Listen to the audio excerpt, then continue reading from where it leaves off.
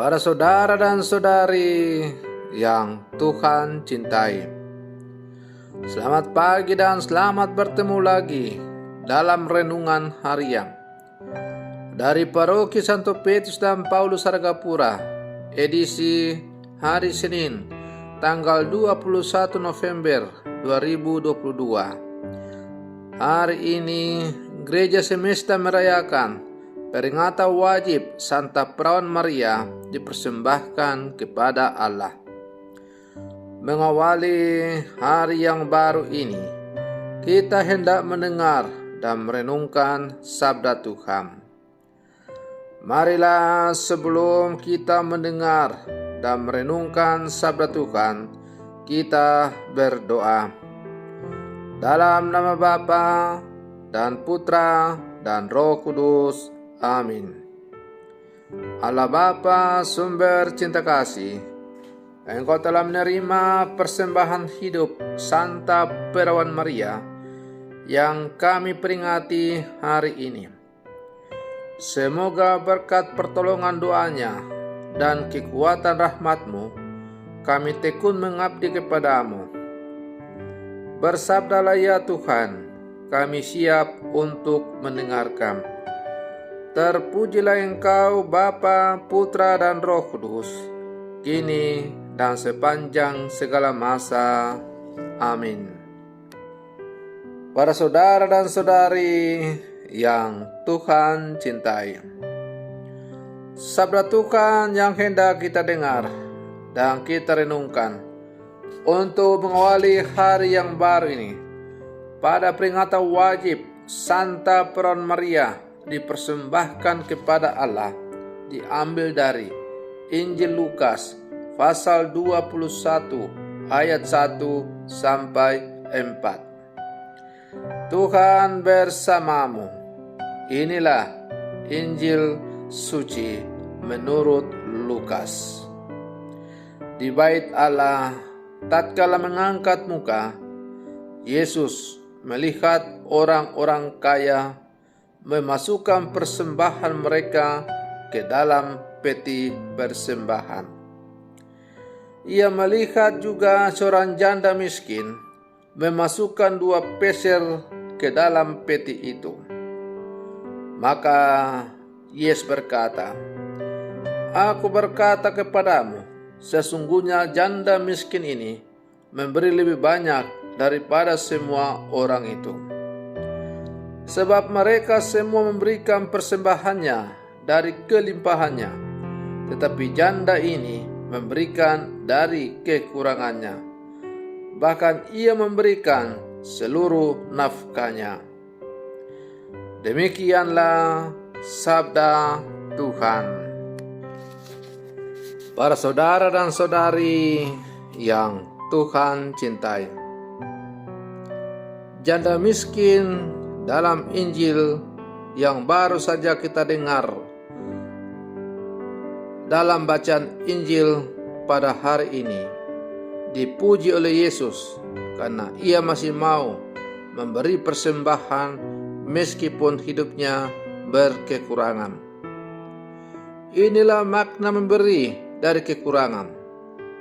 Dari sisi jasmani, mungkin janda tadi miskin, tetapi dari sisi iman, ia amat kaya.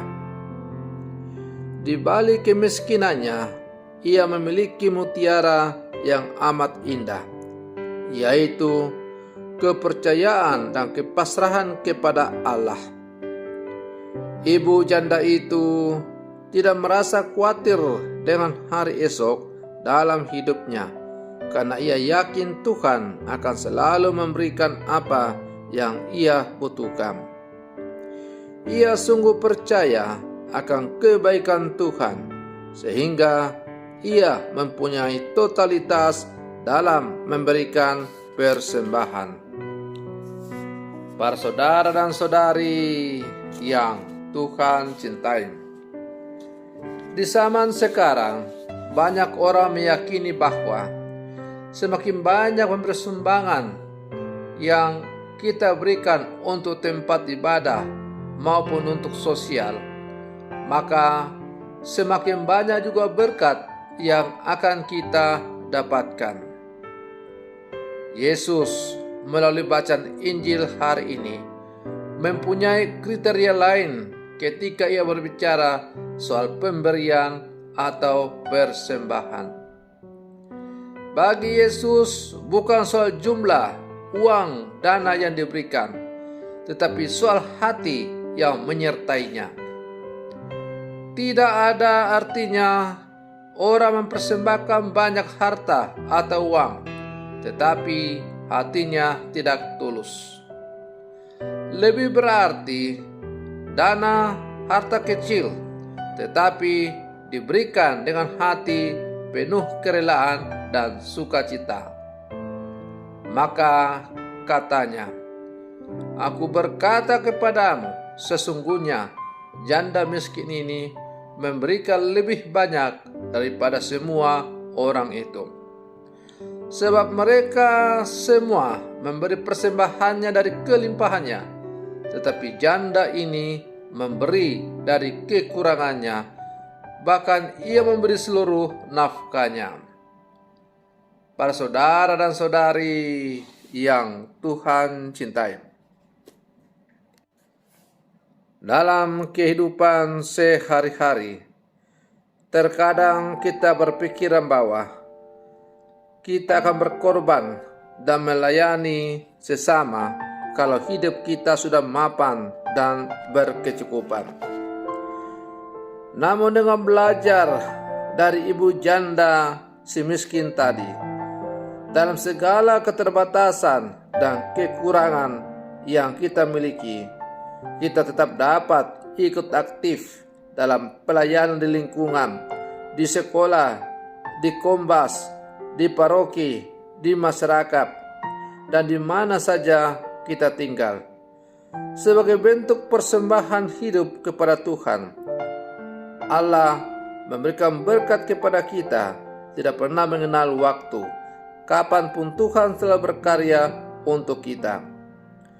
Demikian juga kita diajak untuk berbakti kepada Tuhan dalam segala kekurangan yang kita miliki.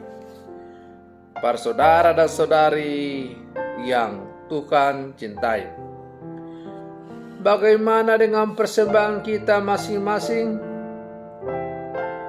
Apa artinya? Hidup adalah memberi. Inilah cara hidup yang ditawarkan oleh Yesus kepada kita umatnya. Kalau kamu ingin mendapatkan sesuatu, maka kamu harus terlebih dahulu memberikan sesuatu kepada mereka yang lain. Kalau kamu mau nyawamu diselamatkan, maka kamu harus memberikan nyawamu terlebih dahulu. Prinsip diri terlebih dahulu harus menjadi lifestyle kita dalam seluruh kehidupan kita sebagai murid-murid Yesus yang hidup di zaman sekarang.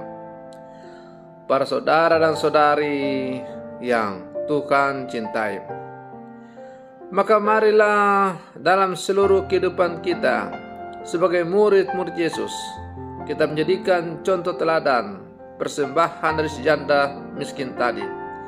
Kita melayani Tuhan dengan setulus hati. Kita memberikan apa yang kita miliki sesuai dengan kemampuan kita, dengan segala ketulusan hati dan bersukacita, dan bukan karena terpaksa atau karena ingin disanjung atau dipuji. Para saudara dan saudari yang Tuhan cintai, semoga permenungan saya ini semakin menghantar kita untuk menjadi murid-murid Yesus yang sejati di zaman sekarang. Semoga demikian. Selamat pagi. Tuhan Yesus memberkati.